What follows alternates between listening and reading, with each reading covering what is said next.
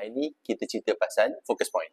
Company apa tu? Company buat spek lah bang. Macam mana Focus Point dia menjadikan permainan 1 jam ni sebagai game changer. So kalau dulu untuk geng-geng yang buat spek, kalau kita nak buat spek, kadang-kadang kita kena tunggu seminggu, 2 minggu, or even ada kedai yang kena tunggu sampai sebulan. Siapa suka menunggu? Focus Point ubah market ni daripada kena tunggu that long and ubah kepada kena tunggu 1 jam je. Of course lah ada plus minus, tapi dia play with 1 hour period. Kompetitor kata idea dia gila, tapi dalam masa 5 tahun strategi dia yang buatkan dia berjaya buka kedai spek and jadi satu retail empire out there, mengalahkan kompetitor. And this is based on company history 2023. Kisah ni sebenarnya bermula pada tahun 1989. Datuk Liao, iaitu owner kepada Focus Point, dia dapat job untuk renovate kedai spek. Tapi lepas dia dah renovate, owner kedai tu bankrupt. This is based on founder interview pada tahun 2020. So Datuk Liao dia ada 2 option. Satu option ialah untuk write off project tu sebagai satu projek yang rugi. Kedua, dia take over kedai tu yang he has no idea how to run pun. Dalam hal ni, dia pilih option yang kedua. Option yang kedua.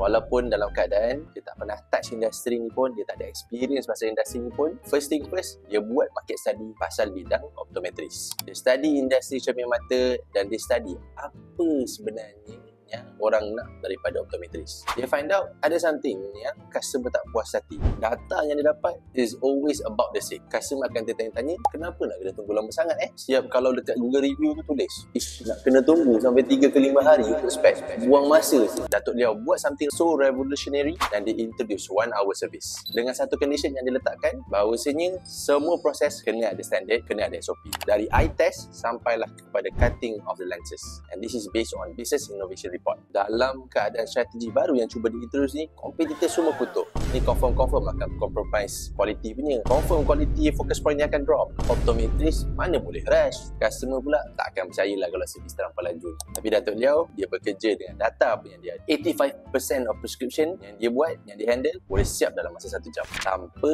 compromise quality yang dia boleh offer kepada customer-customer dia. Dalam masa 5 tahun, Focus Point dah ada 20 outlet. Menggunakan sistem yang sama, iaitu standardized process of 1 hour service and fixed pricing, dia berjaya deliver.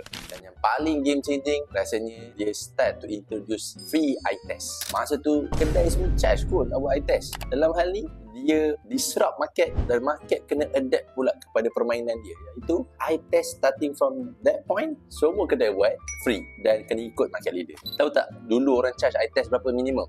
RM50 tau. So daripada lepas dia buat free eye test tu, conversion rate Datuk Liao ataupun Focus Point dia naik sampai 90%. So customer pun dah buy in dalam dia punya marketing strategy. And sekarang as of now, Focus Point dah ada 180 outlets, and this is based on company data 2024. Standard 1 jam dia masih maintain yang sama. Kalau tak percaya, try lah walk in Focus Point. Focus Point jangan lupa sponsor Satria Saham. Kita dah tolong cerita pasal awak. Dan inilah rahsia yang mungkin nampak simple tapi membuatkan mereka menjadi satu game changer. Dalam 1 jam yang sama, dia berjaya capture customer-customer yang gabung ni, yang silau ni. Dia berjaya untuk offer speed seiring dengan quality. Tapi kena ingat, dalam you nak execute semua ni, you kena ada satu sistem yang betul. Untuk pengetahuan semua, Focus Point is a listed company. Bayangkan, company jual cermin mata kepada rakyat Malaysia. The company is currently trading around 70 to 75 cent. At their peak price, Focus Point berjaya reach slightly above RM1, lebih kurang RM1 ke RM1.06 macam tu. And that was in March 2023. Nak belajar lebih lanjut tentang listed company, jom join kelas Satria Saham. Boleh layari satriasaham.com dan kita boleh bedah sama-sama technical dan juga fundamental Focus Point. Jadi kepada traders yang ada kat luar sana, agak-agak dah tengok skrin lama sangat, agak-agak dah rabun, bolehlah walk in ke Focus Point yang terdekat. Apa profit aku dapat hari ni? Wow!